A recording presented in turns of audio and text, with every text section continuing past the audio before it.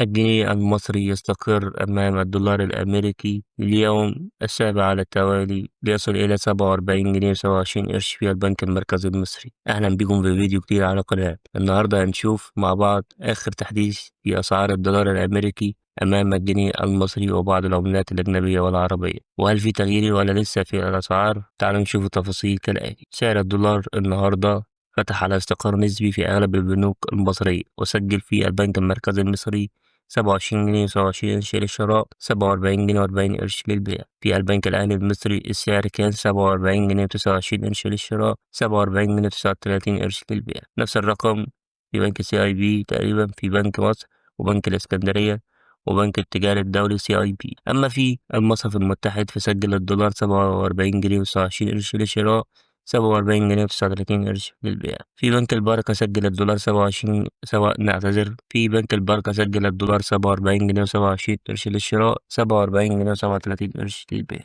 يعني باختصار السوق لسه في حالة هدوء واستقرار من بداية الأسبوع، ودي كان آخر تحديث لأسعار الدولار النهاردة. تابعونا عشان يوصل لكم كل جديد من أخبارنا. ألقاكم في أمان الله. سلام.